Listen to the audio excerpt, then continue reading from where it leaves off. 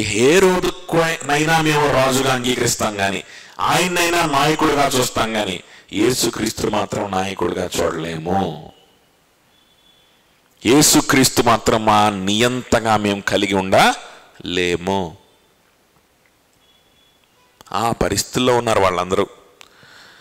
అలాంటి వాళ్ళందరూ చుట్టూ గుమ్ముగుడితే వాళ్ళందరికి కూడా అతి ధైర్యంగా మా నాయకుడు యేసయ్యే, ఆయనకు మించినటువంటి నాయకులు ఎవరు లేరు, మా బ్రతుకుల్ని నియంత్రించేవాడు ఆయనే, మీరెవ్వరికీ మా బ్రతుకుల మీద నియంత్రణ లేదు, ఆయన చెప్పినట్లుగానే బ్రతుకుతాం, ఆయన చెప్పినట్లుగానే చేస్తాం, ఆయన దేవుడు, ఆయన రాజు, ఆయన సజీవుడు. ఆయన ఎవరు? సజీవుడు.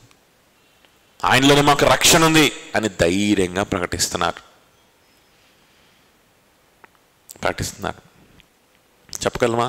సరే, రాజు, ప్రైమ్ మినిస్టర్, చీఫ్ మినిస్టర్ దాకా అనవసరం. మనకు జీతం ఇచ్చేవాడి దగ్గరికి వెళ్ళి నన్ను పోషించేది నా ప్రభు అని చెప్పగలుగుతా?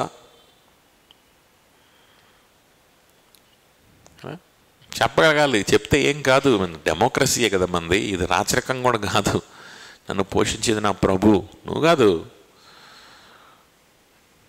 ఒక రాజ్యాంగం ఉంది, మన దేశం ఉంది, నాకు ఒక ఉద్యోగం వచ్చింది, దానికి తగ్గ జీతం నువ్వు ఇస్తున్నావు అంతే. అయినా భయపడతాం మనం కదా, అయినా సరే భయపడతాం. ఆడి జోబులోంచి ఏదో తీసి మనకి ఇస్తున్నట్టుగా. మళ్ళీ వీడేమనుకుంటాడు ఏమోమని.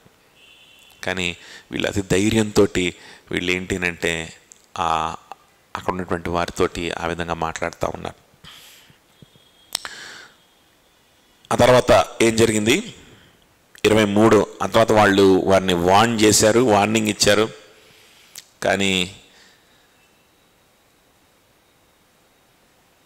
దేవుని మాట వినుట కంటే 19వ వచనం, అందుకు పేతురు యోహాను వారిని చూచి, దేవుని మాట వినుట కంటే మీ మాట వినుట దేవుని దృష్టికి న్యాయమా? దేవుని మాట మేము వినాలి, అది న్యాయమా? మీరే చెప్పండి అని వాళ్ళని అడిగారే. కానీ ఒక పాస్టర్ గారు చెప్తుంటే విన్నాను అనమాట. ఎప్పుడు మర్చిపోయారు, నేను చాలా రోజులు అయిపోయింది అది. అప్పుడే తేడా కొట్టింది, ఇప్పుడు అర్థమవుతుంది ఇంకా క్లారిటీగా. చాలా సంవత్సరాల క్రితంలే. ఏం చెప్తున్నాడంటే, పేతురు యోహాన్లు వాళ్ళ నాయకుల్ని ఏం చేశారు? గౌరవించుతూనే ఉన్నారు. గౌరవించి ఆఖరి నిర్ణయం వాళ్ళ చేతిలోనే పెట్టారు అని చెప్తున్నాడు. ఎవరు? పాస్టర్ గారు. ఆఖరి నిర్ణయం ఎవరి చేతిలో పెట్టారంట? వాళ్ళ చేతిలో పెట్టారు. మీరే చెప్పండి అన్నారు కదా, చూసారా? మేము ఇట్లా చేస్తాం అని చెప్పి అనలా, మేము చేయకుండా ఉండలేము అని అనలా, వాళ్ళ చేతుల్లోనే ఆఖరి నిర్ణయాన్ని పెట్టారు. కాబట్టి మనం ఆ విధంగా కన్విన్స్ చేసుకోవాలి మనుషుల్ని. ఆ విధంగా మనం మనుషుల్ని ఏం చేయాలంటే బతికులు ఆడుకొని ఏదో విధంగా కన్విన్స్ చేసుకొని మనం ఇది చేయాలి తప్ప మనం ఏంటంటే మనం మనుషులకి ఏ మనిషికి కూడా ఎదురు తిరగకూడదు. ఏ మనిషికి కూడా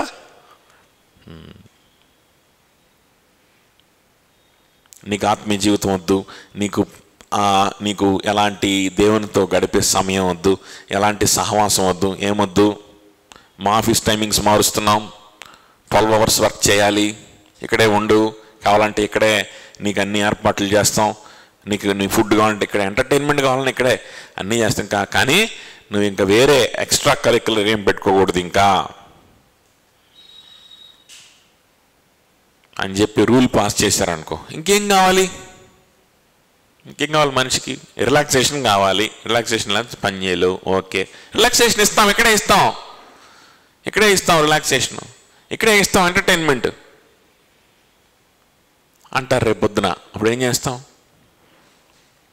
అప్పుడు ఇలాంటి మాస్టర్లు ఏం చెప్తారంటే, అమ్మో మనం ఎట్టి పరిస్థితుల్లో కూడా మనం డబ్బులు సంపాదించే అవకాశాలు వదిలిపెట్టుకోకూడదు. ఎందుకంటే డబ్బులు లేకపోతే దేవునికి మనం ఏం చేయలేం, మన జీవితం వేస్ట్. దేవుడు ఏం చేయలేడు డబ్బులు లేకపోతే. నువ్వు డబ్బులు లేకపోతే నీ డబ్బులనే వాడుకోవాలి ఆయన కూడా పాపం అని చెప్తారు. ఇంకోటి ఏం చెప్తారంటే, వాళ్ళు ఏం చెప్తే కన్విన్స్ చేసి ప్రయత్నం చేయి, ప్రార్థన చేయి, కన్విన్స్ చేయి. ప్రభువా మా హాస్టల్లో పర్మిషన్ ఇచ్చేలాగా చెయ్యి ప్రభా, చెయ్యి ప్రభా, చెయ్యి ప్రభా అని చెప్పి ప్రార్థన చేస్తున్నామన్నా మీరు కూడా ప్రార్థన చేయండి అని చెప్తారనమాట మా వాళ్ళు కొంతమంది.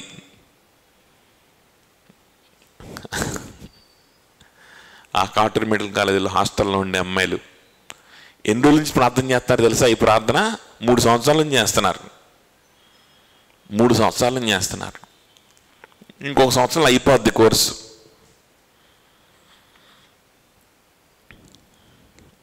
అర్థవుతుందా? అంటే ఎవడో చెప్పాడనమాట, ప్రార్థన చేయి, కన్విన్స్ చేయి.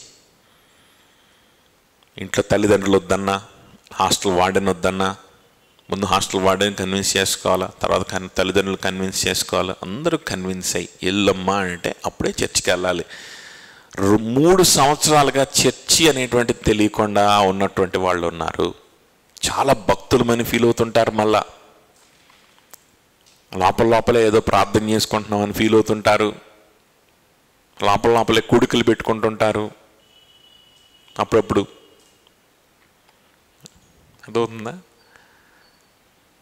3 సంవత్సరాల్లో ఒక్కసారి కూడా చర్చికి రావడానికి అవకాశం, అంటే హాలిడేస్లో ఇంటికి వెళ్ళినప్పుడు తప్ప ఒక్కసారి కూడా పర్మిషను ఎట్లా కొట్లా అడిగి వచ్చి సంఘంలో ఉండలేనటువంటి వ్యక్తులు ఉన్నారన్నమాట. సో ఇలాంటి పాస్టర్లు వల్ల ఇలాంటి వాళ్ళు తయారవుతారు. సో ఆఖరి డెసిషను ఎవరి చేతిలో పెట్టారంట? పేతురు, యోహాను ఆ నాయకుల చేతిలో పెట్టారా? పెట్టినట్టే పెట్టారు, కానీ అక్కడ వాళ్ళు వేసినటువంటి డైలాగ్ చూడాలి మనం. దేవుని మాట వినుట కంటే మీ మాట వినుట న్యాయమా, మీరే చెప్పండి అన్నారా? అదేనా వాళ్ళనింది? దేవుని మాట వినుట కంటే మీ మాట వినుట న్యాయమా, మీరే చెప్పండి అన్నారా? అదేనా వాళ్ళనింది? చూస్తున్నారా? చదువుతున్నారా? బైబిల్ చదివారా ఆ వాక్య భాగాన్ని? అదేనా వాళ్ళనింది? అక్కడ ఏమన్నారు? దేవుని దృష్టికి మీరే చెప్పండి అని అన్నారు, కానీ ఎవరి దృష్టికంట? దేవుని దృష్టికి. మేము దేవుని దృష్టిలో చూస్తున్నాం. మాకు తెలుసు అది న్యాయం కాదని. మీరేం చెప్పినా మేము ఒప్పుకునే పరిస్థితుల్లో లేము. ఎవరు అడ్డగించినా ఒప్పుకునే పరిస్థితుల్లో లేము. అది బంధుమిత్రులు కావచ్చు, తల్లిదండ్రులే కావచ్చు, ప్రభుత్వమే కావచ్చు, ఎవరైనా కావచ్చు. అది న్యాయం కాదు. దేవునికి లోబడకుండా మీకు లోబడ్డం న్యాయం కాదు. ఎవరి దృష్టికి న్యాయం కాదు? దేవుని దృష్టికి న్యాయం కాదు. ఇది కరెక్ట్ అంటావా, ఇది కరెక్ట్ అంటావా అని చెప్పి వాడిని వీడిని, అక్కడ ఉన్నటువంటి వాడిని ఇక్కడ ఉన్నటువంటి వాడిని అడిగామనుకో, వాళ్ళు ఏదో దిక్కుమాలిన సలహాలు చెప్తారు. వాళ్ళ దృష్టికి అదే న్యాయం అంటారు కదా. కానీ మనం అడగాల్సింది, దేవుని దృష్టికి ఇది న్యాయమా అని మనల్ని మనం ప్రశ్నించుకోవాలి ఫస్ట్. అప్పుడు మనకు ఆన్సర్ దొరికేస్తుంది. ప్రభువు నాకు ఇస్తున్న సువార్తకి దూరం అయిపోవడం, ప్రభువు నాకు ఇస్తున్నటువంటి ఆత్మీయ జీవితానికి దూరం అయిపోవడం, ప్రభువు నాకు ఇస్తున్నటువంటి సహోదరులకి, సంఘానికి దూరం అయిపోవడం న్యాయమా? న్యాయమైన అంకులు, న్యాయమైన పాస్టర్ గారు అలా అనకూడదు ఎవరిని. దేవుని దృష్టికి ఇది న్యాయమా అని ముందు నిన్ను ప్రశ్నించుకోవాలి. ప్రభువుకు దూరం అయిపోవడం దేవుని దృష్టికి ఎలా న్యాయం అవుద్ది? ఆయన ప్రాణం పెట్టి సెలవులో మరణిస్తే ఆయనకి దూరం అయిపోవడం దేవుని దృష్టికి న్యాయం ఎట్లాగా అవుద్ది? మరి కానప్పుడు ఎవరు చెప్పినా, ఎవరిని ధిక్కరించాల్సి వచ్చినా, ఎవరికి కొన్ని విషయాలు మనం కొంచెం ఏంటంటే మరుగు చేయవలసి వచ్చినా, ఎవరి దగ్గర కొంచెం డిప్లొమాటిక్గా ఉండవలసి వచ్చినా, ఇదే న్యాయం. దేవునికి లోబడ్డమే న్యాయం. అదవుతుంది చెప్పింది. ఇది వాళ్ళు అక్కడ చెప్పి వాళ్ళు ఆ తర్వాత నేరుగా ఎక్కడికి వెళ్ళారని మాట్లాడుకున్నాం మనం. 23వ వచనం, వారు విడుదల నుండి తమ స్వజనుల యొద్దకు వచ్చి ప్రధాన యాజకులను పెద్దలను తమతో చెప్పిన మాటలు అన్నిటినీ వారికి తెలిపిరి. ఎవరి స్వజనులు? వాళ్ళ బంధువుల? వాళ్ళ ఇంటికి పోయారా? వాళ్ళ ఇంటికి వెళ్ళి వాళ్ళ భార్య పిల్లలతోటి, లేకపోతే వాళ్ళ బంధువులందరినీ వచ్చి అందరినీ కూడుకోమని చెప్పి పార్టీ ఇచ్చి మాట్లాడుతున్నారు? ఇవన్నీ కాదు. స్వజనులు అని అంటే అక్కడ కింద కాన్వర్జేషన్ మనం చూస్తే, కింద జరిగిన ప్రార్థన మనం చూస్తే మనకు అర్థమవుతుంది. స్వజనులు అని అంటే అక్కడ ప్రార్థన మీటింగ్కి వెళ్ళారు. ఎలా తెలుస్తుంది మనకి అని అంటే చూడండి 24. వారు విని ఏక మనసుతో దేవునికి ఇట్లు బిగ్గరగా మొరపెట్టిరి. ఎవరు మొరపెడతారు? ఇంటికి వెళ్తే మీ బంధువులు మొరపెడతారా? ఎవరు మొరపెడతారు? స్వజనులు అని అంటే ఆ ప్రాంతంలో ఉన్నటువంటి స్థానిక సంఘం, ఆ ప్రాంతంలో ఉన్న స్థానిక సంఘం. ఆ కాంట్రాస్ట్ కోసం ఇక్కడ లూకా ఆ మాటను వాడాడు. ఇప్పుడు దాకేమో ఎక్కడ ఉన్నారు? స్వజనులు కానివారు, రక్షణ లేనివారు, ప్రభుకి జీవితాన్ని ఇవ్వని వాళ్ళు, ప్రభువుని నాయకుడిగా కలిగి ఉన్న ఇష్టం లేని వాళ్ళు, రకరకాల వ్యక్తుల్ని నాయకులుగా కలిగి ఉంటూ ఉండేటువంటి వ్యక్తుల మధ్యలో ఉన్నారు. ఇప్పుడు స్వజనుల మధ్యలోకి వెళ్ళిపోయారు. ఎవరి మధ్యలోకి వెళ్ళారు? స్వజనుల మధ్యలోకి వెళ్ళారు. చూడండి, this is Christian life. Christian life is a life in between two worlds. It is a life in between the people of the world and our own people. People of the world and our own people. ఈ రెండే మనకు లోకాలు. మన world view ఇలా ఉండాలి. ఏంటిది? మన world view ఇలా ఉండాలి. మంచోళ్ళు, వీళ్ళు చెడ్డోళ్ళు, వీళ్ళు కొంచెం చెడ్డోళ్ళు, వీళ్ళు బాగా చెడ్డోళ్ళు, వీళ్ళు క్రైస్తవులు, వీళ్ళేమో భక్తిపరులు ప్లస్ మంచోళ్ళు, వీళ్ళేమో ఉట్టి మంచోళ్ళే కాకపోతే విగ్రహారాధికులు. ఈ క్లాసిఫికేషన్లు ఏమొద్దు, ఇవేమొద్దు. ప్రభువు లేని లోకం, ప్రభువుని విసర్జించిన లోకం, ప్రభువుని అంగీకరించినటువంటి మా లోకం, ప్రభువుని అంగీకరించినటువంటి నా స్వజనులు, నా స్వజనులు, దేవునికి సంబంధం లేనటువంటి ఆ జనులు.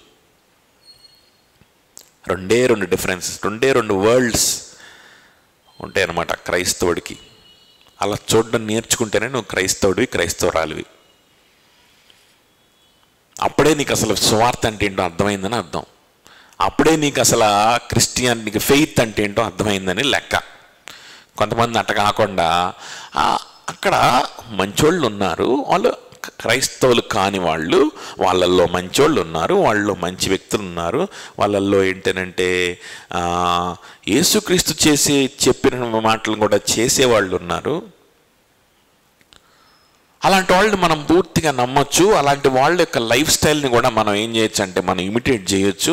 అలాంటి వాళ్ళతోటి పూర్తిగా వాళ్ళు ఎలాంటి నిర్ణయాలు తీసుకుంటున్నారో మనం కూడా అలాంటి నిర్ణయాలు తీసుకోవచ్చు. ఎందుకంటే చాలా మంచిగా ఉంటున్నారు, మంచిగా నీతిగా ఉంటున్నారు పైకి. మరి లోపల హృదయంలో ఏమున్నా తర్వాత సంగతి. పైకి తర్వాత నిజాయితీగా ఉంటున్నారు, సమాజంలో మంచి పేరు తెచ్చుకుంటున్నారు, మంచిగా సక్సెస్ఫుల్గా ఉన్నారు,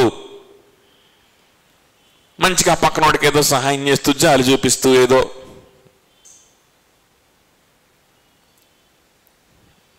సో వాళ్ళు చాలా బాగున్నారు. సంఘంలో, క్రైస్తవ లోకంలో ప్రభువుని అంగీకరించిన వాళ్ళల్లో కొంతమంది ఏంటంటే మంచి వాళ్ళు ఉంటారు, కొంతమంది ఏంటంటే సరిగ్గా పట్టించుకోరు, కొంతమంది ఏంటంటే మంచిగా మాట్లాడే వాళ్ళు ఉంటారు, కొంతమంది బాగా జాలి చూపించే వాళ్ళు ఉంటారు, కొంతమంది ఏమో అసలు పట్టించుకోరు. వీళ్ళేంటో వీళ్ళకంటే వాళ్ళే బెటర్ అనిపిస్తారు ఒక్కోసారి. సో నువ్వు సంఘంలో ఉన్నా, లోకంలో ఉన్నా నువ్వు ఎలా డివైడ్ చేస్తున్నావు మనుషుల్ని, వరల్డ్ని ఎలా డివైడ్ చేస్తున్నావు? నాతో మంచిగా ఉండేవాళ్ళు, నాతో మంచిగా ఉండని వాళ్ళు, నన్ను సాటిస్ఫై చేసి ఎంటర్టైన్ చేసి నా సెల్ఫ్ పిటీల్ని, నా యొక్క అన్నిటినీ నన్ను సాటిస్ఫై చేసి నన్ను ఓదార్చి నాకు మేలు చేసేవాళ్ళు నాకు మేలు చెయ్యనటువంటి, నన్ను పట్టించుకోనటువంటి వాళ్ళు. లేకపోతే బాగా తెలివిగా ఉండి డబ్బులు సంపాదించుకొని కూడబెట్టుకొని మంచిగా గొప్పగా అయ్యేవాళ్ళు, తెలివి తక్కువగా అన్నీ పోగొట్టుకునేవాళ్ళు. మన సొంత డివిజన్ మనకు ఉంటుంది కదా. లోకానికి వెళ్ళినా, బయటికి వెళ్ళినా, సంఘంలో ఉన్నా నీ క్లాసిఫికేషన్, లోపలికి వచ్చినా ఇదే క్లాసిఫికేషన్ ఎక్కడ వాళ్ళని డివైడ్ చేస్తావు. బయటికి ఆఫీస్కి వెళ్ళినా, హాస్పిటల్కి వెళ్ళినా అక్కడ ఉండే వాళ్ళని ఇదే క్లాసిఫికేషన్తో డివైడ్ చేస్తావు. సో నీకు బయట లోకం, సంఘంలో ఉన్న లోకం రెండు ఒకటే. నీ క్లాసిఫికేషన్ నీకుంది. నువ్వు అసలు విశ్వాసవే కాదు. ఎట్టి పరిస్థితులు కూడా నువ్వు రక్షింపబడిన వ్యక్తివి కాదు, గుర్తుపెట్టుకో. విశ్వాసం అంటే ఏంటో కూడా నీకు తెలియలేదని అర్థం. You don't know. అసలు నీకు బేసిక్స్ కూడా తెలియవని అర్థం. అర్థం చేసుకోవడానికి ప్రయత్నం చేయాలి. ఇప్పటికైనా రక్షింపబడి దేవుని ఉగ్రతలోంచి తప్పించుకోవాలి. లేకపోతే నేను మేధావిని అనుకుంటూ తెలివి తక్కువ వ్యక్తిగానే ఉండిపోతావు. నేను భక్తిగా ఉన్నాను అనుకుంటూ దేవుని ఉగ్రతలోకి నువ్వు వెళ్ళిపోతావు. గుర్తుపెట్టుకో.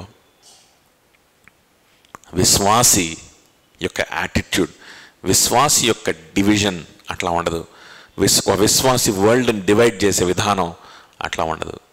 నన్ను పట్టించుకున్నా పట్టించుకోకపోయినా, నా మీద జాలి చూపించినా చూపించకపోయినా, నాకు ఉపయోగపడినా పడకపోయినా, డబ్బులున్నా లేకపోయినా, ప్రభు లేని వాళ్ళైతే ప్రభు కోసం బ్రతుకుతున్న వాళ్ళు యేసుక్రీస్తుని రాజుగా కలిగి ఉండడానికి, ఆయనతో వ్యక్తిగతంగా సంబంధం కలిగి ఆయన్ని ఆరాధిస్తూ ఆయన్ని ప్రకటించడానికి తాపత్రయపడే వాళ్ళు నా వాళ్ళు.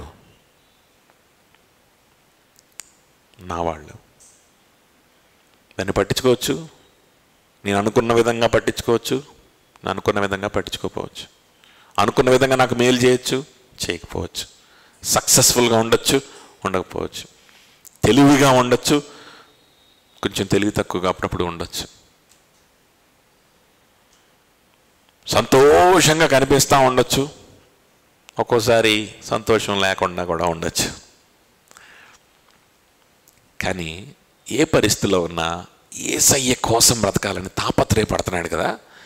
యేసుక్రీస్తు నా కోసం సిలువలో మరణించాడు, నాకు రావాల్సినటువంటి పాపం అంతా ఆయన భరించాడు, నన్నంతగా ప్రేమించాడు నా ప్రభు అని చెప్పి ఎన్నిసార్లు బలహీనతలు పడిపోయినా, ఎన్నిసార్లు దుఃఖంలోకి, అనవసరమైన యాంగ్జైటీల్లోకి పడిపోయినా, మరలా కన్నీటితో పశ్చాత్తాపడి ఎందుకు నేను ఇలా ఉన్నాను, ఎందుకు నేను మరలా పడిపోతున్నాను అనేటువంటి బాధతోటి తాను ఉపేక్షించుకుంటూ యేసయ్య కోసం బ్రతకడానికి నిర్ణయాలు తీసుకుంటూ యేసయ్యకి దగ్గరగా ఉండడానికి ప్రయత్నం చేస్తూ తాపత్రయపడుతూ, పెద్దగా సమాజానికి పెద్దగా వాళ్ళ చుట్టుపక్కల ఉన్న వాళ్ళకి పెద్దగా ఉపయోగపడకపోవచ్చు, కానీ ప్రభు కోసం, ప్రభుకి దగ్గరగా ఉండడానికి, ఆయనతో సమయం గడపడానికి, ఆయన్ని ప్రకటించడమే నా జీవితం, ఇందులోనే నా జీవితానికి అర్థం ఉంది అని భావించి బ్రతుకుతున్నవాడు నా స్వజనుడు.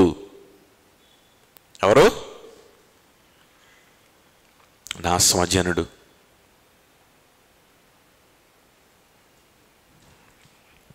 చూడండి, ఆ విధమైనటువంటి డివిజన్ మనం కలిగి ఉండాలి ఎప్పుడే కూడా. సో వారు విడుదల నుండి తమ స్వజనులకు దగ్గరకు వచ్చి ప్రధాన యాజకులను పెద్దలను తమతో చెప్పిన మాటలన్నింటినీ వారికి తెలిపారు. 24 వారు విని ఏక మనసుతో దేవునికి ఇట్లు బిగ్గరగా మొరపెట్టిరి, నాదా నీవు ఆకాశమును, భూమిని, సముద్రమును, వాటిలోని సమస్తమును కలుగజేసిన వాడవు, సమస్తమును కలుగజేసిన సృష్టికర్తవు. ఫస్ట్ వాళ్ళు ప్రభుని స్తుతించడం ప్రారంభిస్తున్నారు. చూడండి, విశ్వాసులు ఎలా స్తుతిస్తారో. ఇది బంధువులు గుంపు, లేకపోతే ఇంకెవరో గుంపు, స్నేహితుల గుంపు ఈ విధంగా స్పందించరు. ఈ సంతోషము, ఈ స్తుతి వాళ్ళలో ఉండదు. యేసు క్రీస్తు కోసం బ్రతకాలని నిర్ణయం తీసుకున్న విశ్వాసుల్లోనే ఈ స్తుతి ఉంటుంది. వీళ్ళే మన స్వజనులు. అదవుతుందా? వీళ్ళే మన స్వజనులు. సో వీళ్ళు చూడండి ఎట్లా స్తుతిస్తున్నారో. ఎత్తుకోవడమే ఒక ప్రార్థన చేస్తున్నారు. ఆ ప్రార్థన స్టార్టింగ్లోనే ఏం చేస్తున్నారంటే ప్రభుని స్తుతిస్తూ ఉన్నారు. They are having a high view of God. ఏంటి? They are having a high view of God. అక్కడ ఏం చేసి వచ్చారు? సరే, ఒక ఆయనకు స్వస్థత చేసి వచ్చారు. కానీ ఆ తర్వాత ఏం జరిగింది? డెడ్లీ వార్నింగ్ జరిగింది. చంపేస్తాం రా అబ్బాయి, మరలా మీరు కనుక ఈ పని చేస్తే అని చెప్పి వార్నింగ్ ఇచ్చి పంపించారు. ఏమన్నా పూలదండలే సన్మానం చేశారా? అబ్బా భలే స్వస్థ చేశారా, అసలు వైద్య శాస్త్రానికి అంతు చిక్కనటువంటి అద్భుతం చేసినటువంటి వీరులు అని చెప్పి పాంప్లెట్లు అని పంచారా? పంచలేదు.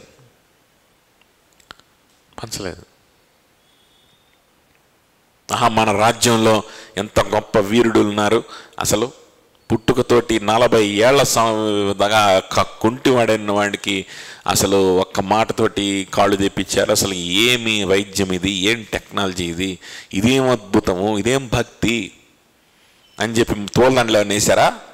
ఇలా ఆశ్చర్యపోతూనే చంపేస్తామని వార్నింగ్ ఇచ్చారు.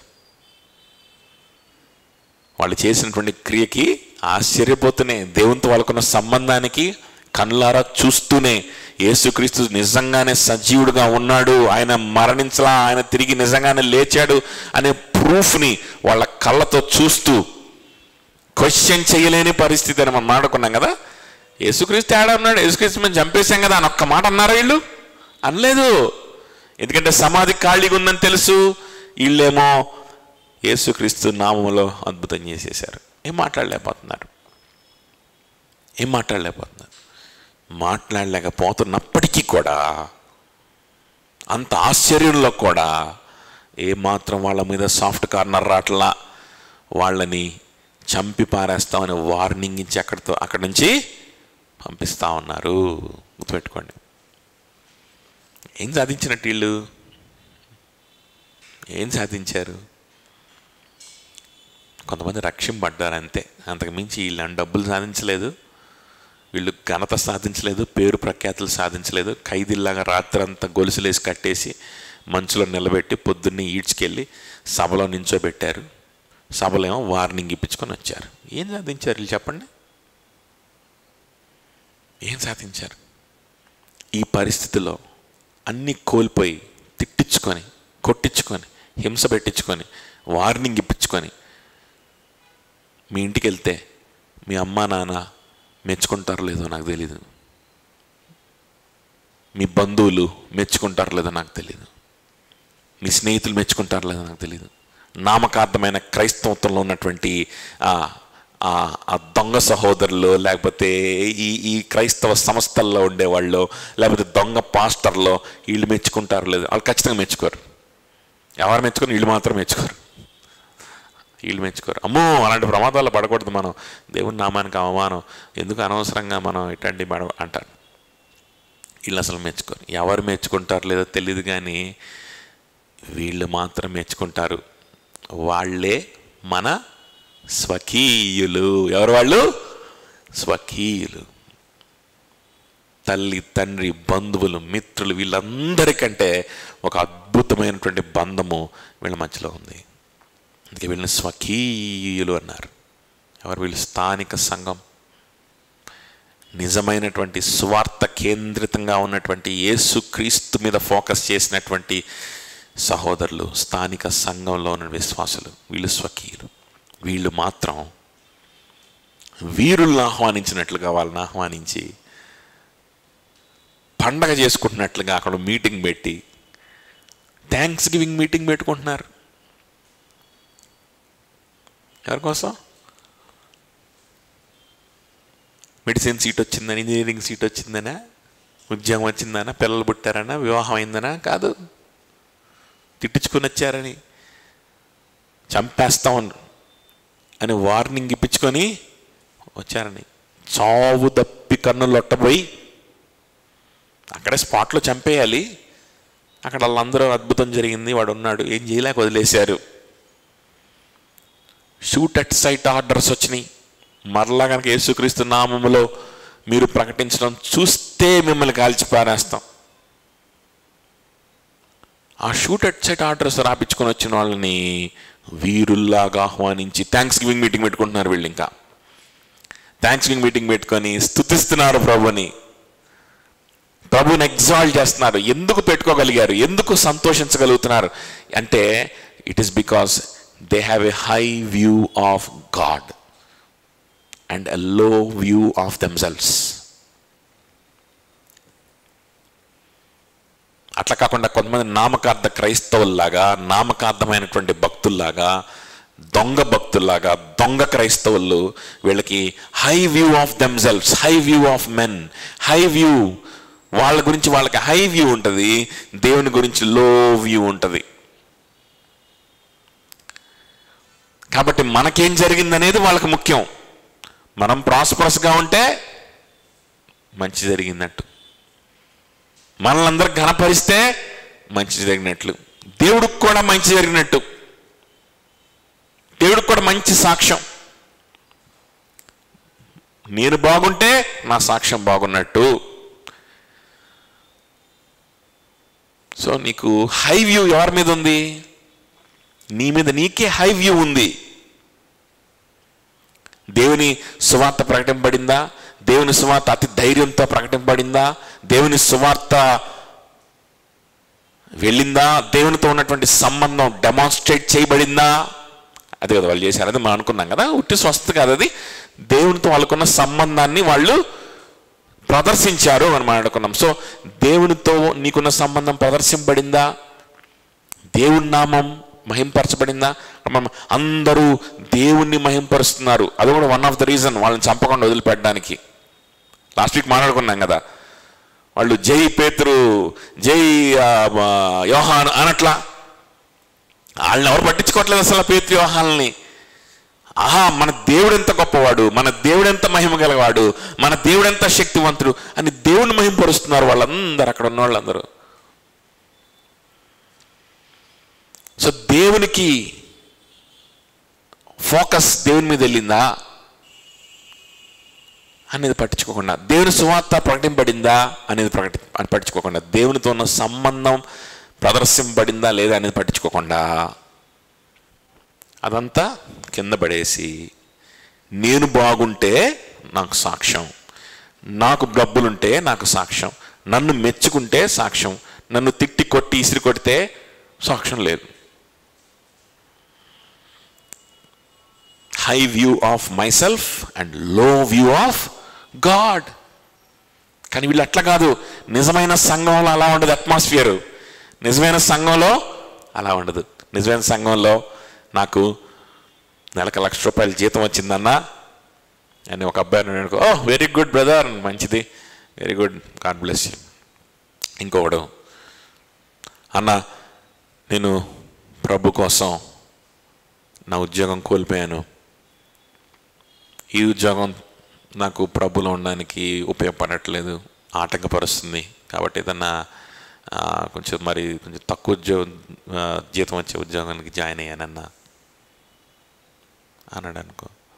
ఎందుకు జాయిన్ అయ్యారా బాబు అంటే, ప్రభు సేవలో ఉండలేకపోతున్నాను, ప్రభుత్వ సమయం గడపలేకపోతున్నాను, కాబట్టి కొంచెం జీతం తక్కువైనా ఇదైతే బాగుంటుంది అనుకున్నాను. అప్పుడు నిజమైన స్థానిక సంఘంలో సాక్ష్యం చెప్పడానికి మైక్ ఎవరికి ఇస్తారో తెలుసా? యాస్, నువ్వే రావాల్సిందే, కమాన్ నువ్వు చెప్పు అని ఆ ఉద్యోగం పోగొట్టుకున్నవాడికి మైక్ ఇస్తారు. అది నిజమైన స్థానిక సంఘం అంటే. అదో ఉందా? అది వీళ్ళు చేస్తుంది. ఇక్కడ వీళ్ళు చేస్తుంది అదే కదా. అదో చెప్పింది, వీళ్ళు చేస్తుంది అదే. చూడండి, సో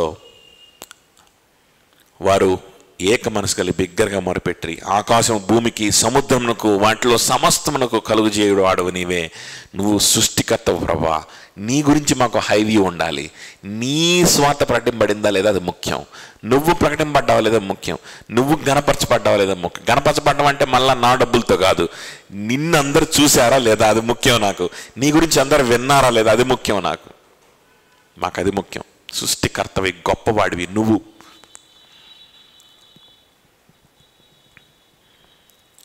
25వ వచనం చూడండి. అన్యజనులు ఎలా అల్లరి చేసిరి, ప్రజలు ఎందుకు వ్యర్థమైన ఆలోచన పెట్టుకొనిరి?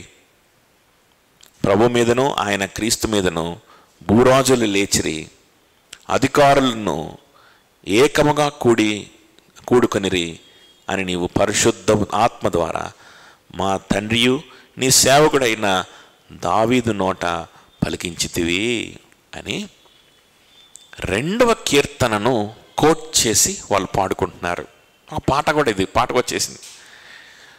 నేను ఒక పాటగా పాడుకున్నారేమో, కీర్తన కదా, పాటగానే పాడుకొని స్తుతించారేమో, చప్పట్లు కొట్టుకొని అందరూ.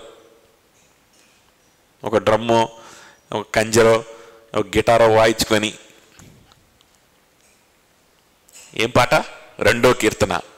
దీని 2వ కీర్తనలు ఏముందో చూద్దాం. ఇక్కడ సమరీ ఇచ్చేశాడు లూకా, అంటే వాళ్ళు చెప్పిన ఒక సమరీ ఇచ్చారు. అసలు ఏముందో చూద్దాం పూర్తిగా. 2వ కీర్తన. 2వ కీర్తన 4 భాగాలుగా విభజించాలి. ఎన్ని భాగాలుగా?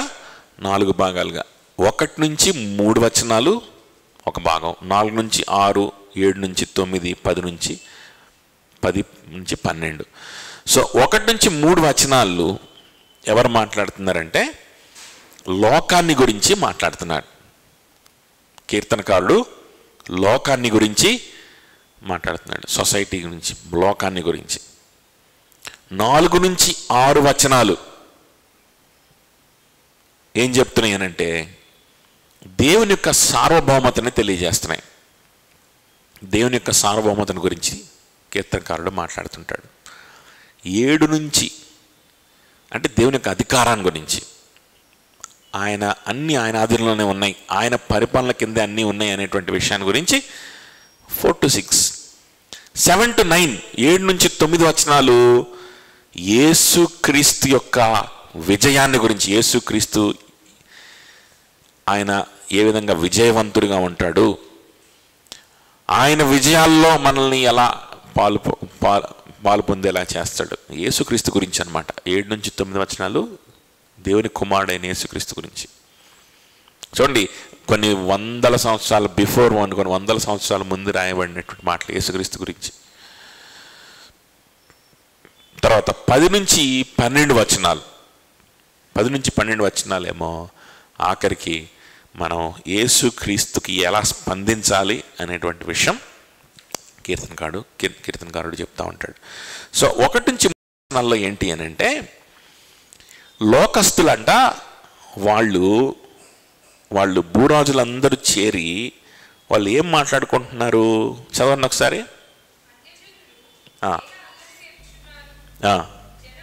జనములు ఏలా వ్యర్థమైన దాన్ని తలంచుకున్నాయో, ఒక వ్యర్థమైన ఆలోచన వాళ్ళకి వస్తుందంట. ఏంట వ్యర్థమైన ఆలోచన? మనము వారి కట్లు తెంపుదుము రండి అనే ఆలోచన వస్తుందంట వాళ్ళకి. ఏం ఆలోచన వస్తుంది? వాళ్ళు బంధకాల్లో ఉన్నారు, వాళ్ళకి ఫ్రీడమ్ లేదు, వాళ్ళ కట్లు తెంపుదాం రండి అనే ఆలోచన వస్తుందండి. ఎవరికి? అన్యజనులకి. ఇది ఏం ఆలోచన అంట? వ్యర్థమైన ఆలోచన, వ్యర్థమైన ఆలోచన. ఇంకా వారి పాశములను మనం పారవేయుదాం రండి అని చెప్పుకొనుచు భూరాజులు యెహోవాకును ఆయన అభిషిక్తునికి విరోధముగా ఉన్నారు. భూరాజులు దేవుని కుమారుడైన యేసుక్రీస్తుకి విరోధంగా నిలబడి ఇలాంటి వ్యర్థమైన ఆలోచనలు చేస్తున్నారంట. ఏంటి వ్యర్థమైన ఆలోచన? ఫ్రీడమ్ ఇద్దాం మనుషులకి రండి, మనం కూడా ఫ్రీడంలోకి వెళ్దాం రండి, కట్లు విప్పేద్దాం, పాశములు తీసివేద్దాం. ఫ్రీడమ్. ఏవేవో చెప్తారు, నువ్వు పాపి అంటారు, వినొద్దు. నువ్వు చర్చికి వస్తేనే నీకు జీవితం ఉందంటారు, వినొద్దు. యేసు క్రీస్తుకు నువ్వు దాసోహం అయితేనే నీకు రక్షణ అంటారు, వినొద్దు. ఎందుకు వినాలి? ఎవరో యేసు క్రీస్తుకు నువ్వు దాసోహం అయ్యేదేంటి? ఎవరితోనో కలిసిమెలిసి బ్రతికేదేంటి? సంఘాన్ని కలిగి ఉండేదేంటి? అక్కడ వాళ్ళు చెప్పే వాక్యం నువ్వు వినేదేంటి? అక్కడ ఎవరికో నువ్వు తగ్గించుకునేదేంటి? వాళ్ళ దగ్గర వాళ్ళతో కలిసి నువ్వు పనిచేసేదేంటి? ఇవన్నీ బంధకాలు, ఇవన్నీ కట్టలు, లేకపోతే ఇవన్నీ కూడా వీటిని తెంచేసుకున్నారండి అనే ఒక పనికి మాలిన ఆలోచన ఒకటి చేస్తున్నారండి వీళ్ళు. ఎందుకు ఇది వ్యర్థమైన ఆలోచన అని దావీదు అన్నాడు? ఎందుకు ఇది వ్యర్థమైన ఆలోచన అన్నాడు? ఎందుకు ఇది వ్యర్థమైన ఆలోచన అన్నాడంటే, నిజమైన స్వతంత్రం ఎక్కడుంది అంటే, నిజమైన స్వతంత్రం యేసుక్రీస్తులో ఉంది. వీళ్ళు పిచ్చోళ్ళు అనమాట. యేసుక్రీస్తులో ఉంది నిజమైన స్వతంత్రం. వీళ్ళకి అది అర్థం కావట్లా. అదే గలతీయులకు రాసిన పత్రికలో పౌలు కూడా అన్నాడు కదా, యేసుక్రీస్తు మిమ్మల్ని స్వాతంత్రం ఇచ్చాడు, మీరు బంధకాల్లోకి వెళ్తున్నారు. కానీ మీరేమనుకుంటారు? మేమే స్వతంత్రంగా ఉన్నాం అనుకుంటారు. అది యేసుక్రీస్తు ఇచ్చిన స్వతంత్రం కాదు, మీకై మీరే డిక్లేర్ చేసుకున్న స్వతంత్రం. నీకై నువ్వే నిన్ను స్వతంత్రుడిగా డిక్లేర్ చేసుకుంటే కనుక నువ్వు బంధకాల్లోకి వెళ్తావు. ఎక్కడికి వెళ్తావు? బంధకాల్లోకి వెళ్తావు. గుర్తుపెట్టుకో, బంధకాల్లోకి వెళ్తావు. ఒక బంధకం నుంచి ఇంకో బంధకంలోకి వెళ్తావు, అంతే. చిచి వీళ్ళు నన్ను కంట్రోల్ చేస్తున్నారు, వీళ్ళు నన్ను ఏంటంటే ఈ స్నేహితులు చెడ్డ అలవాట్లు నాకు నేర్పిస్తున్నారు, ఈ స్నేహితుల వల్ల నేను చెడిపోతున్నాను, కాబట్టి నాకు ఈ స్నేహాలు వద్దు, ఇప్పుడు నాకు అర్థమైంది, ఈ స్నేహాల వల్ల నేను చాలా నష్టపోయాను, నేను చదువుకోలేకపోతున్నాను, నేను వ్యసనాలకు వెళ్తున్నాను అని చెప్పి నాకు ఈ స్నేహితులు వద్దు. లేకపోతే ఏ అమ్మాయినో ప్రేమిస్తాడు, లేకపోతే ఆ పిల్ల ఏ అబ్బాయినో ప్రేమించుద్ది, ఏదో అయ్యిద్ది, ఏదో తంతాడో లేకపోతే ఏదో తిడతాడో ఏదో చేస్తాడు. అంటే వాళ్ళు ఇక భార్యాభర్తం అయిపోయిన ఫీలింగ్లో ఉంటారు కదా. సో వసా తసా ఒరా తరా అనుకోవడం, తర్వాత ఇంకా కొట్టుకోవడాలు కూడా జరుగుతాయి. అర్థమైందా? అంటే బాగా ముదిరిపోయినప్పుడు. ఫస్ట్లో ఏంటంటే అది ఎంతో మృదువుగా మాట్లాడడం, చాటింగులు ఇవన్నీ ఉంటాయి. ఆ తర్వాత బూతులు వస్తాయి, ఆ తర్వాత కొట్టుకోవడాలు, ఇవన్నీ తిట్టుకోవడాలు, తనడం, అనుమానించడం, ఇవన్నీ కూడా స్టార్ట్ అవుతాయి కదా. అదవుతుందా? మళ్ళీ దానికి ప్రేమ అనే పేరు ఒకటి పెట్టి, సో అంతా అయిపోయిన తర్వాత ఒకరోజు ఎంత తను తాను మోసం చేసుకున్నా ఏదో రోజు అర్థమైంది కదా, అరే ఇది ప్రేమ కాదు, దోమ కాదురా నాయన, ఇది ఏదో తిక్కల రిలేషన్షిప్, అదవుతుందా? ఇది తిక్కల రిలేషన్షిప్, దీనివల్ల ఉపయోగం లేదు, దీనివల్ల నేను నష్టపోతున్నాను, ఏదో రోజు రియలైజేషన్ వస్తుంది ఆ పిల్లకి. వచ్చి ఇప్పుడు ఏం చేయాలి, ఇది బంధకం, ఇందులోంచి నేను బయటపడాలి అని చెప్పి ఇప్పుడు నన్ను వదిలించుకోవాలన్నమాట. సో ఇప్పుడు నాకు నేనే స్వతంత్రుడిగా నేను ప్రకటించుకున్నాను అనుకో. అలాంటి ఒక పిల్ల తను తానే ఒక స్వతంత్రురాలిగా ప్రకటించుకొని, నేను ఎందుకు ఇలా ఉండాలి, నేను స్వతంత్రాలని వదిలిపారేస్తా వాడిని. నీకు క్రీస్తు పట్ల స్వతంత్రం నీకు ఎవరిస్తున్నారు? నీకు నువ్వే ప్రకటించుకుంటున్నావు. అప్పుడు ఏమైందో తెలుసా? ఆ బంధకం నుంచి బయటకు వస్తావు, ఇంకో 14 బంధకాల్లో పడతావు, దానికంటే వరస్ట్ బంధకాల్లో పడతావు. వాడికంటే ఇంకా నీచమైన పరిస్థితుల్లో నిన్ను అనగదొక్కి కాలు కిందేసి నలిపేవాడి కిందకు వస్తావు. అది ఒక ఉద్యోగంలో కావచ్చు, లేకపోతే ఇంకొక సమాజంలో కావచ్చు, లేకపోతే ఇంకేది, అది ఏ రూపంలో అయినా రావచ్చు. అర్థమవుతుందా? ఆ బంధకం ఏ రూపంలో అయినా రావచ్చు. దీనికంటే వరస్ట్గా ఉంటుంది. ఎప్పుడు నీకై నువ్వే కట్లు తెంచుకున్నావు రండి అని బయటకు వచ్చావా? నిజమైన స్వతంత్రంలోకి వచ్చేటువంటి విధానం అది కాదు, ప్రొసీజర్ అది కాదు. నిజంగా స్వతంత్రురాలివి, నిజంగా స్వతంత్రుడివి అయ్యే ప్రొసీజర్ అది కాదు, విధానం అది కాదు. నిజంగా స్వతంత్రంలోకి వచ్చే ప్రొసీజర్ ఏంటో తెలుసా? నేను బంధకాలని తెంచుకుంటున్నా అనడం కాదు. అది కాదు.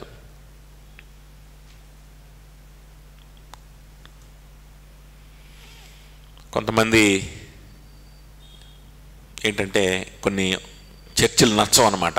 చర్చిలు నచ్చకుండా అక్కడ నచ్చలేదన్నా నాకు, అక్కడ అంతా లీగలిజం, అక్కడంతా అంత బాగాలేదు, అంతా కంట్రోల్ చేస్తుంటాను, కానీ మీ చర్చికి వద్దాం అనుకుంటున్నానన్నా అన్న. ఎగ్జాక్ట్గా చెప్పు బాబు, నువ్వు లీగలిజం, నువ్వు కంట్రోల్ చేస్తున్నారు, ఇవన్నీ పెద్ద పెద్ద పదాలు వాడకు. అసలు ఏం జరిగిందో ముందది చెప్పు, ఏం జరిగిందో ముందది చెప్పు అని అంటే, అక్కడ అంతా కూడా ఏందన్నా, అక్కడ అంతా కూడా అసలు మనల్ని పట్టించుకోరన్నా. అక్కడ ఏంటంటే అసలు చర్చికి రాకపోతే ఒప్పుకోవట్లేదు, అక్కడ అసలు ఆ బైబిల్ చదవకపోతే ఒప్పుకోవట్లేదు, 24 గంటలు ఎక్కువ అంత సమయం ఇవ్వలేకపోతున్నాం, అస్సలు చర్చికి రాకపోతే ఒకటే ఫోన్లు చేసి సావగొడతారు, ఎందుకు రాలేదని. అంటే కొంతమంది రావాలి, కూర్చోవాలి, పోవాలి ఆ నెంబర్ కోసం తాపత్రయపడుతూ ఆ విధంగా సావగొట్టి తీసుకొచ్చి కూర్చోబెట్టి పంపించే వాళ్ళు ఉంటారు. అలాంటి గుంపుల్ని, అలాంటి చర్చిల్ని, అలాంటి సంస్థల్ని బోర్డు చూసాం, అట్లా ఉండి కూడా వచ్చాం. అదొక్కటే వాళ్ళకి కావాల్సింది, రేపు పొద్దున్న చర్చి నిండాలి. ఇంకా ఆదరించడు, ఇంకా ప్రభు గురించి మాట్లాడు, నువ్వు ప్రార్థన చేసుకుంటలేదు అడగడు, నీ ఆత్మీయ జీవితంలో ఉందా లేదా పట్టించుకోడు, వారంలో ఇంకా వాడి మొహం చూడ్డు. మళ్ళీ ఎప్పుడు వస్తాడంటే మళ్ళీ చర్చికి పిలవడానికి వస్తాడు, చర్చికి తీసుకెళ్ళాలని ఫోన్ చేస్తాడు, అంతే, ఇంకంతే. వాడి గురించి ప్రార్థన కూడా చేయడు, ఏం చేయడు. అప్పుడు ఎలా ఉంటుంది? అప్పుడు నిజంగానే చిరాకు ఉంటుంది కదా. అప్పుడు మనకి నిజంగానే ఏంటంటే ఫ్రస్ట్రేషన్ వస్తుంది. కానీ అదొక్కటే నీ రీజన్ అయ్యి అందులో నుంచి నువ్వు బయటికి రావడానికి నిన్ను నువ్వు స్వతంత్రుడిగా ప్రకటించుకొని వచ్చావు. వచ్చి ఇదన్నా పరిస్థితి అని చెప్పి నన్ను అడిగితే, నేను అలాంటి వాళ్ళకి 2-3 ఏం చెప్పానంటే, బాబు ఇక్కడ కూడా అదే పరిస్థితి,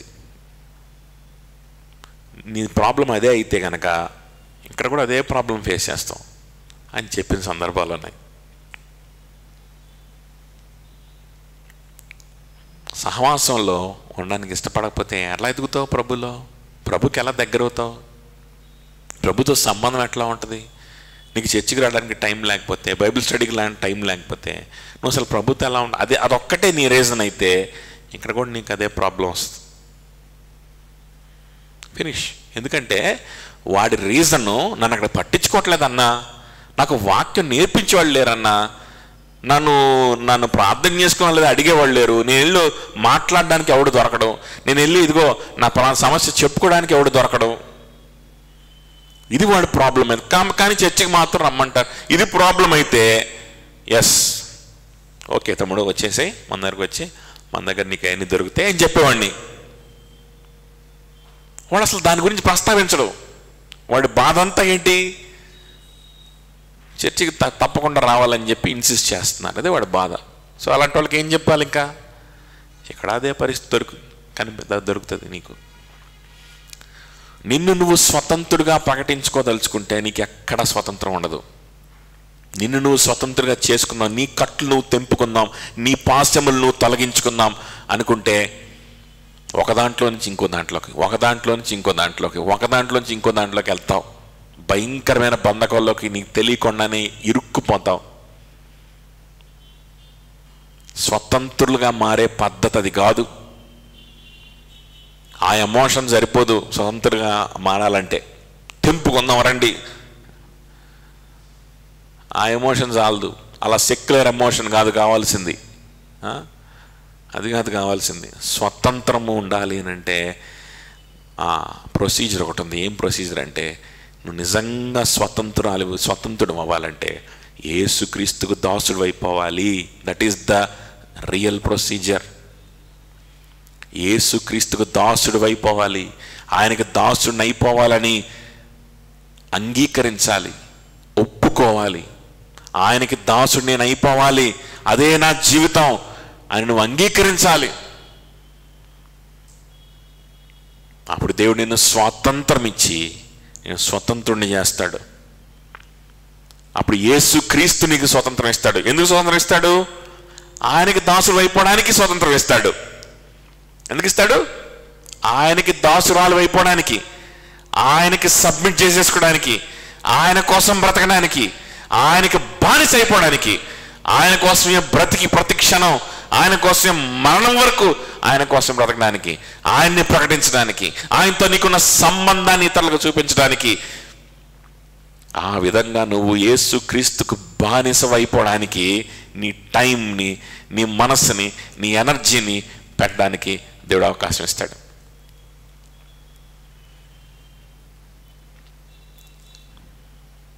స్వతంత్రం ఇస్తాడు. ఆ స్వతంత్రంతో ఏం చేయమని?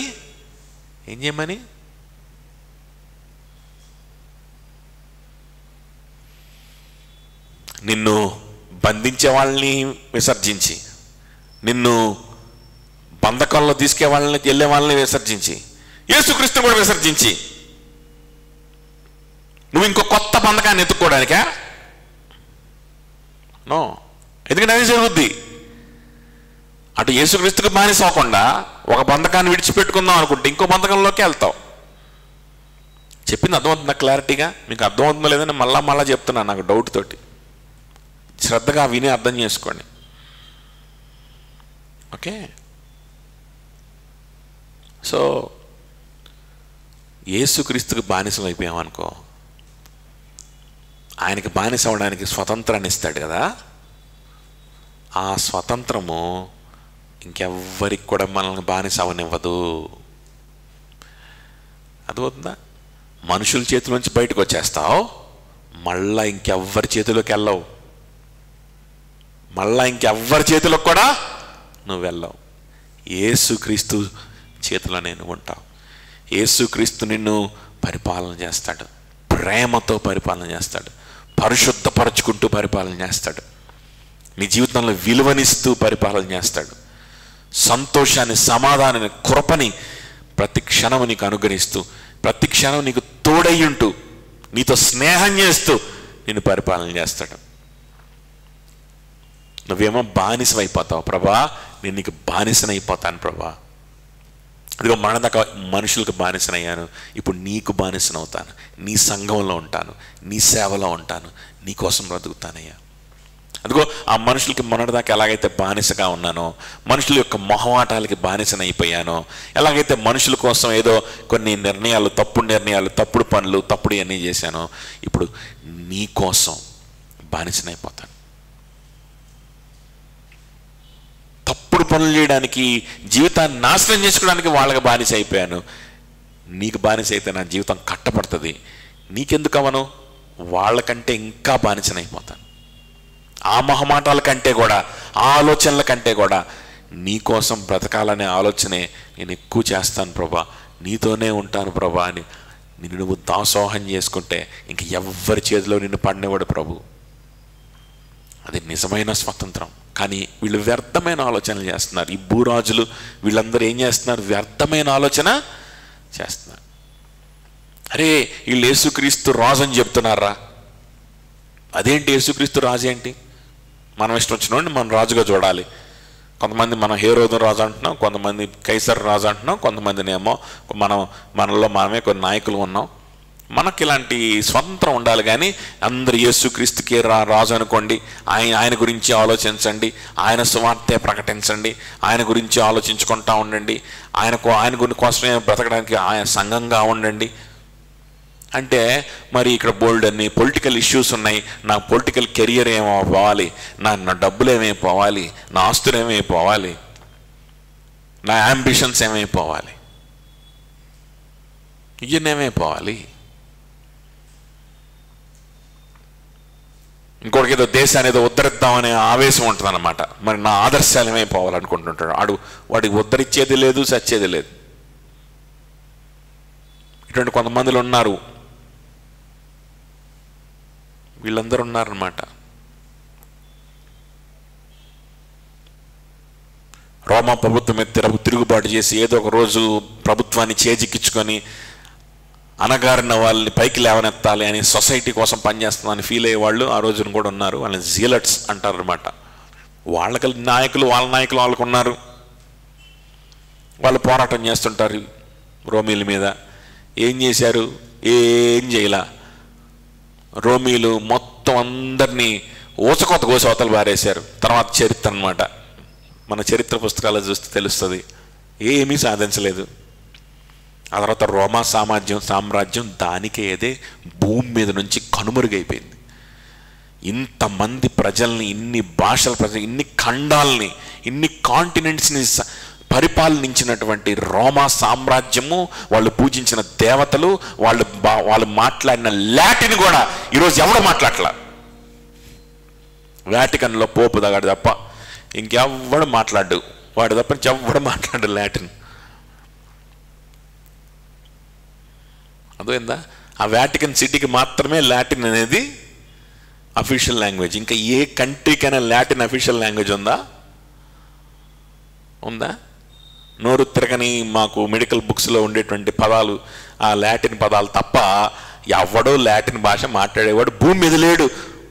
వాళ్ళు పూజించిన దేవతలను పూజించేవాడే భూమి మీద లేడు.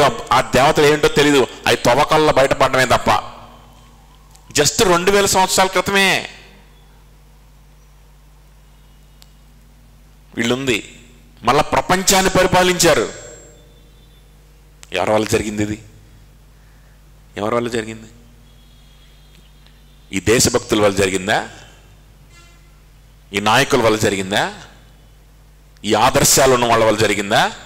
వాళ్ళ వల్ల కాదు జరిగింది. ఇది యేసుక్రీస్తు సువార్త వల్ల జరిగింది. చరిత్ర చూడండి, ప్రపంచ చరిత్ర మీకు అర్థమవుతుంది. యేసుక్రీస్తు సువార్త వల్ల జరిగింది. ఏమైంది? అర్థమవుతుందా? కాబట్టి ఎవరినైనా నాయకుడిగా కలిగి ఉంటాం, కానీ ఈ వ్యక్తిని మేము నాయకుడిగా కలిగి ఉండలేము అనేటువంటి మైండ్ సెట్లో వాళ్ళు ఉండి, మరి ఇవన్నీ చెయ్యాలి కదా అనే భ్రమ అన్నమాట, భ్రమలు. ఈ భ్రమల్లో వాళ్ళని మేము చాలా గొప్పవాళ్ళం, మేము చాలా మేధావులం, మేము ఏదో సాధిస్తాం, మేము స్వతంత్రంగా ఉండాలి ఈ చర్చిల్లో ఉంటూ, లేకపోతే ఈ సహోదరుల మధ్యలో ఇవన్నీ కాదు, నేను ఇవన్నీ కట్టలు తెంచుకోవాలి, నేను బయటికి వెళ్ళాలి, ఊరి మీద పడాలి, ఊరి మీద పడితే నేను ఇమీడియట్గా కలెక్టర్ అయిపోతాను, నేను అసలు ఊరి మీద నాకు టాలెంట్, అసలు నేను బయటికి వెళ్ళానంటే అసలు నేను పెద్ద సినిమా యాక్టర్ని అయిపోతాను అని దిక్కుమాలినోడు చెప్తాడనమాట. ఎవడో చెప్తాడు, డబ్బులు సంపాదించినాడు వాడు. ఏంటంటే వాడు లక్కు కొద్దీ ఎన్ని ఏదో కొంచెం గొప్పోడు అయినటువంటి వాడు చెప్తుంటారు కదా, వాట్సాప్లో వాటిలో పెడతారు, మీరెవరి మాట వినకండి, మీ సంగతి ఏంటో మీకు తెలీదు, మీలో ఎంత గొప్ప ఇది ఉందో మీకు తెలీదు, మీరు బయటికి వెళ్ళారంటే మీరు ఒక విస్ఫోటనం సృష్టిస్తారు అని చెప్తాడనమాట. ఏంటో ఫ్రీడమ్ నాకు కావాలి, ఇవన్నీ నాకు బంధకాలే.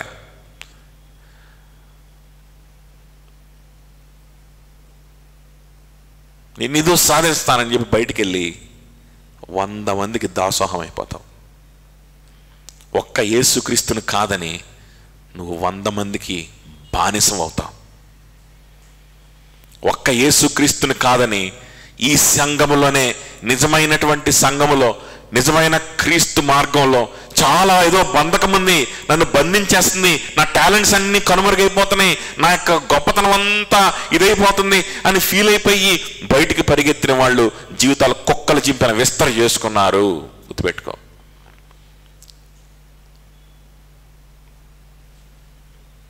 యేసుక్రీస్తుని విడిచిపెడితే, ఆయన ఒక్కడి దగ్గర నుంచి బయటకు వస్తే చాలు, అదే ఫ్రీడమ్. దీనికి మించినటువంటి పనికిమాలిన ఆలోచన, దీనికి మించినటువంటి వెర్రితనం ప్రపంచంలోనే ఏది లేదు.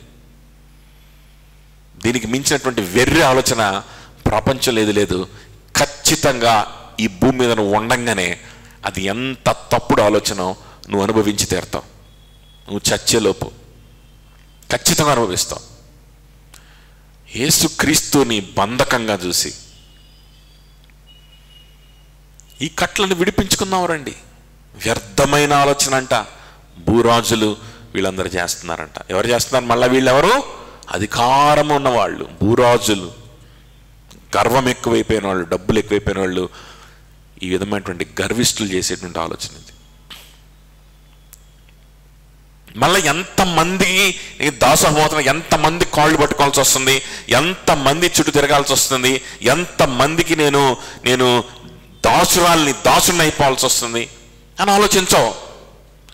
యేసుక్రీస్తు నుంచి బయటకు వస్తే అదే గొప్ప ఫ్రీడమ్ అని ఆలోచించే దుష్టులు ఉన్నారు, ఆ విధంగా నేర్పించే దుష్టులు ఉన్నారు. జాగ్రత్త. స్వతంత్రుడివి అవ్వేటువంటి పద్ధతి చెప్తున్నా కదా. సో వాళ్ళందరూ అదే పరిస్థితిలో ఉన్నారంట. ఎవరు? అక్కడ ఉన్నటువంటి యూదులు, అక్కడ ఉన్న మత నాయకులు, వాళ్ళందరూ అదే పరిస్థితిలో ఉన్నారు. అందుకని వాళ్ళ గురించి వీళ్ళు ఈ మాట మాట్లాడుతూ ఉన్నారు. ఆ 2వ కీర్తన అంతా కూడా మీరు చదివితే మీకు అర్థమైపోద్ది. 4 నుంచి 6 వచనాలు చూడండి ఒకసారి తొందరగా. ఆకాశమందు ఆసీనుడగు వాడు నవ్వుచున్నాడు. చాలు. ఆకాశమందు ఆసీనుడగు వాడు నవ్వుచున్నాడు. ఇంతకంటే ఫూలిష్నెస్ ఇంకేమైనా ఉంటుందా? నువ్వు యేసుక్రీస్తుకు దాసోహం అవ్వకుండా నీ ఇష్టానుసారంగా నేను బ్రతుకుతా, నేను ఫ్రీగా ఉంటా, ఒంటరిగా ఉంటా, నా టాలెంట్స్ నేను ప్రదర్శించుకుంటా అని చెప్పి ఊరి మీద పడిపోయినా జరిగేది యేసుక్రీస్తు చిత్తమే. జరిగేది నేను నియంత్రించేది నీకు రాజు, ఈ ప్రపంచం అంతటికి కూడా రాజు ఎవరు అని అంటే ప్రభే.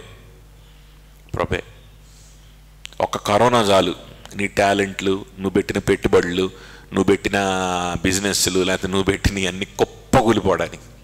అదో ఉందా? ఒక్క కరోనా చాలు.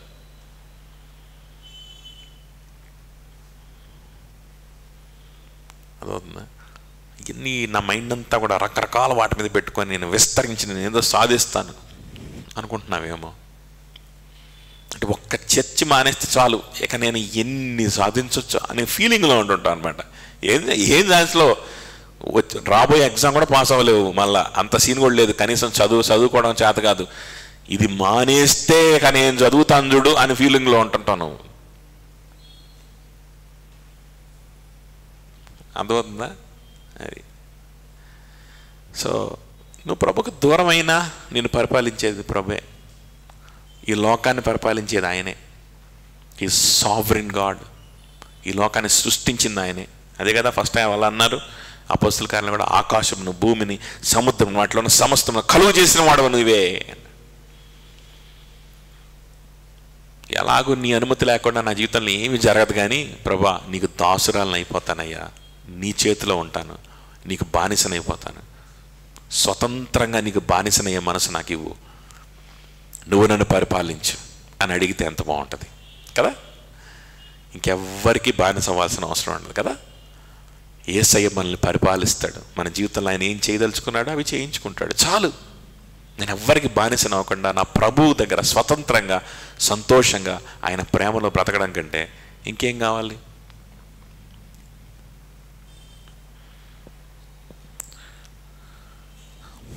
ఆ తర్వాత యేసుక్రీస్తులో మనకి గొప్ప విజయాలు ఉన్నాయి కాబట్టి యేసుక్రీస్తే మన గురి అనేటువంటి విధంగా ఆ మిగిలినటువంటి ఆ కీర్తన కనుక మనం చూస్తే అక్కడ మనకు కనిపిస్తూ ఉంటుంది. ఇప్పుడు మళ్ళా అపోస్తల కార్యంలోకి వచ్చేసేయండి.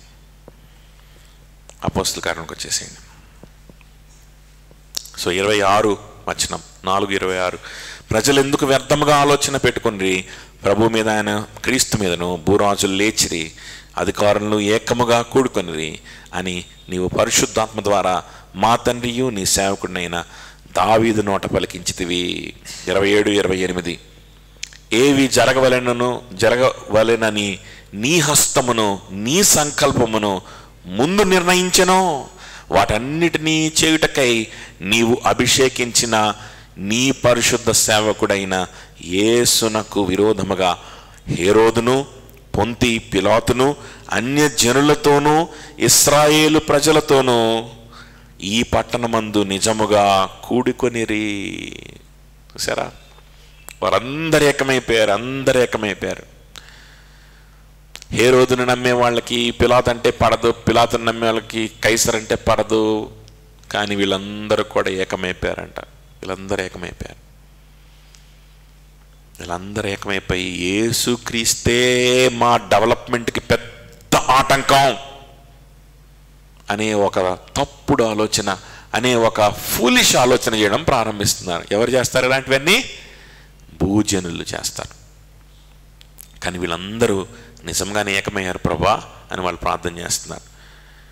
29, ప్రభా ఈ సమయమందు వారి బెదిరింపులు చూచి రోగులను స్వస్థపరచుటకు నీ పరిశుద్ధ సేవకుడైన యేసు నామము ద్వారా సూచక క్రియలను మహత్కార్యములను చేయుటకును నీ చెయ్యి చాచి ఉండగా నీ దాసులు బహుధైర్యముగా నీ వాక్యము బోధించినట్లు అనుగ్రహించుము.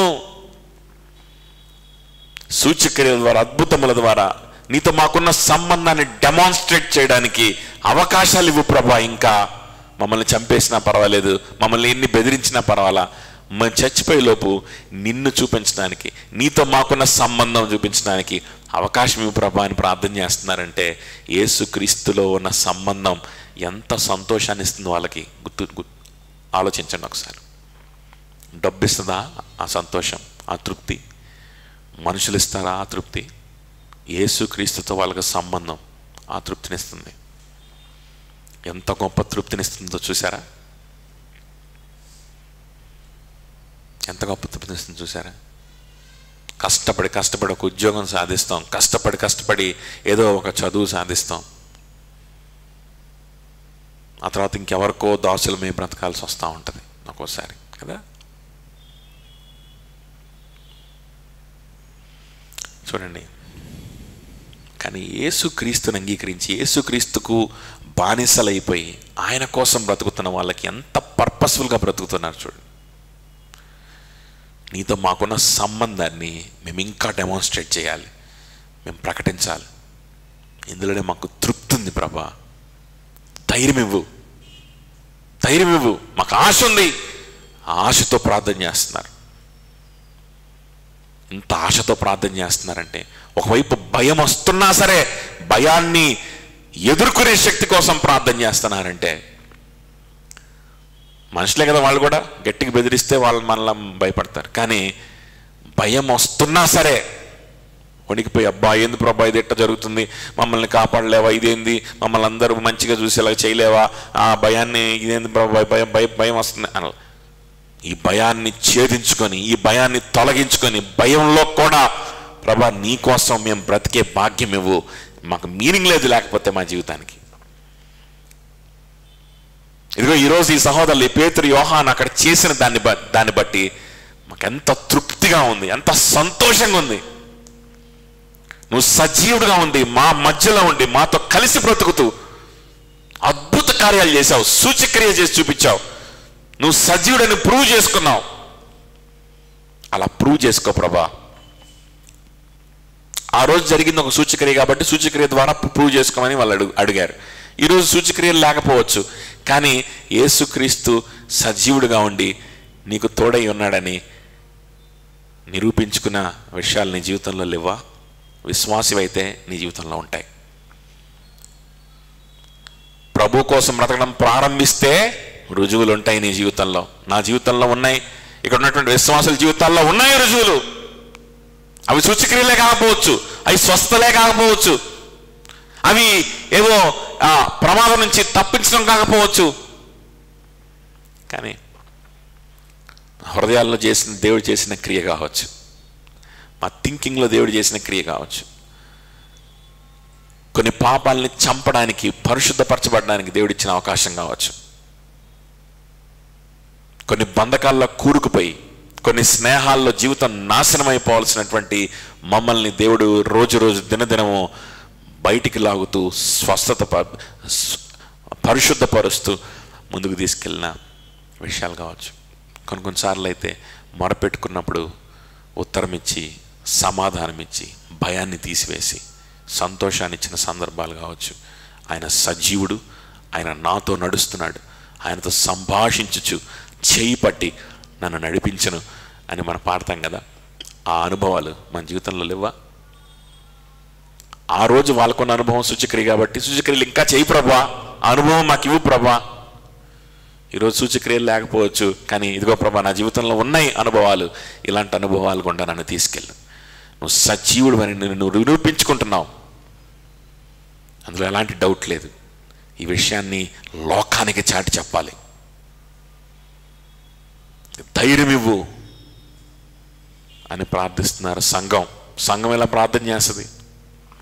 సంఘం యొక్క యాటిట్యూడ్ ఎలా ఉంటుంది? నిజమైన స్వతంత్రం ఎట్లా ఉంటుంది? నిజమైన సంతోషం ఎట్లా ఉంటుంది? గుర్తుపెట్టుకో. ఎక్కడికి పరిగెత్తినా నీకు ఈ సంతోషం దొరకదు. నిన్ను నువ్వు స్వతంత్రుని చేసుకొని ఊరెమ్మడి పరిగెత్తితే నీకు స్వతంత్రం ఉండదు. గుర్తుపెట్టుకో.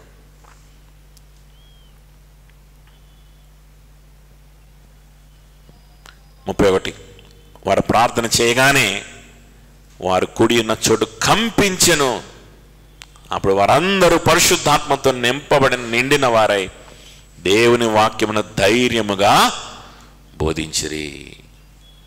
దేవుని వాక్యమును ధైర్యముగా, ఆ విధంగా వారు సంతోషంతో సమాధానంతో ప్రభు కోసం ప్రభువుని హై వ్యూ పెట్టుకొని వాళ్ళ గురించి లో వ్యూ కలిగి ఉండి వాళ్ళు ప్రార్థించి స్తుతించి ఆరాధిస్తూ ఉంటే వాళ్ళున్న స్థలము కంపించిందంట. ప్రభు సూచన ఇచ్చాడు, కంపించింది. Yes, I'm with you. నేను మీతోనే ఉన్నాను. ఈరోజు మనం ఉన్నటువంటి భూమి కంపించకపోవచ్చు, కానీ భూకంపం కంటే ఆశ్చర్య కార్యములు మన మధ్యలో ప్రభు చేయట్లేదా? భూకంపాలు వస్తుంటాయి పోతుంటాయి, అదేముంది. భూకంపాలు మన గుంటూరులో కూడా వచ్చిందంట భూకంపం.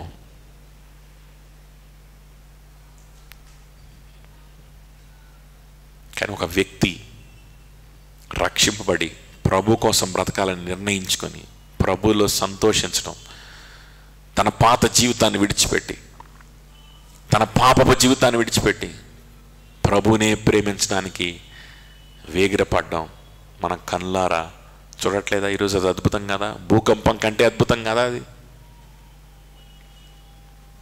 ఒక వ్యక్తి జీవితం మారడం భూకంపం కంటే అద్భుతం కాదా? అటువంటి క్రియలు చేస్తాడు ఈరోజు మన జీవితంలో ప్రభు. ఆయన ఆ రోజు ఎంత సజీవుడిగా ఉన్నాడు, ఈరోజు కూడా సజీవుడిగానే ఉన్నాడు. కాబట్టి వారంట అతి ధైర్యముతో సువార్తను ప్రకటించడం ప్రారంభించారంట. చూడండి, విక్టరీ చూడండి, సావరెంటీ, దేవుని గురించిన హై వ్యూ మనం కలిగి ఉన్నప్పుడు, ఆయన సార్వభౌముడు అనేటువంటి ఆలోచన మనం కలిగి ఉన్నప్పుడు, ఆయనకి దూరమైన ఆయన నుంచి నేను విడిపించుకొని కట్లు తెంపుకొని నేను ఎక్కడికి పారిపోయినా నియంత ఆయనే, పరిపాలకుడు ఆయనే. ఆయన నుంచి నేను ఎంత దూరం వెళ్ళిపోయినా అనేక మంది కాళ్ళ కింద నేను తొక్కబడతాను. అదవుతుందా? నా చాయిస్ వల్ల నాకు జరిగేది అది అంతకు మించి ఇంకేం ఉండదు. ఎందుకంటే మనుషులకి నేను ఎవరికైతే దాసోహం అవుతానో వాళ్ళకి నా మీదే అధికారం ఉంటుంది.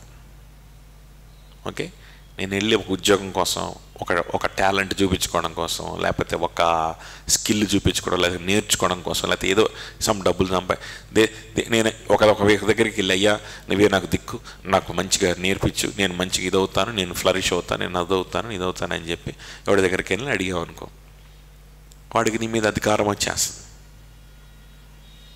నీ అవసరాన్ని ఎక్స్ప్లాయిట్ చేసేటువంటి అవకాశం ఉంటుంది కదా. మనం ఎవరికైతే అవకాశం ఇస్తామో వాళ్ళు మన మీద మాత్రమే పరిపాలన చేస్తారు. మళ్ళీ కాళ్ళ కిందేసి ఫుల్గా తొక్కుతారు. మళ్ళీ అక్కడి నుంచి స్వతంత్రాలను అవుతా అని చెప్పి అక్కడి నుంచి వస్తావు, ఇంకోటి కాళ్ళ కిందకి వెళ్తావు. మళ్ళీ అక్కడి నుంచి తెంచుకుంటా అని చెప్పి వస్తావు, మళ్ళీ ఇంకోటి కాళ్ళ కిందకి వెళ్తావు. అక్కడ ఒక కాళ్ళ కింద నుంచి ఇంకో కాళ్ళ కిందకి వెళ్తుంటావు అంతే. కానీ యేసుక్రీస్తు నువ్వు కాళ్ళ కిందకు వస్తే నిన్ను కాళ్ళ కింద వేసి తొక్కడం ఒకటే కాదు ఆయనకు వచ్చింది. కాలు కింద పడితే కాలు కింద ఉన్నటువంటి పురుగుని తొక్కడం మాత్రమే తెలుస్తుంది కొంతమందికి, అంతవరకే ఉంటుంది వాళ్ళ అధికారంతో నిన్ను తొక్కుతారు. కానీ యేసుక్రీస్తుకి ఎంత అధికారం ఉందో తెలుసా? కేవలం ఆయన కాలు కింద నిన్ను తొక్కే అధికారం ఒకటే కాదు, నీ జీవితంలో ప్రతి విషయాన్ని కూడా నియంత్రించగలిగే అధికారం ఉంది ఆయనకి. He is sovereign over the whole world. He is sovereign over the whole world.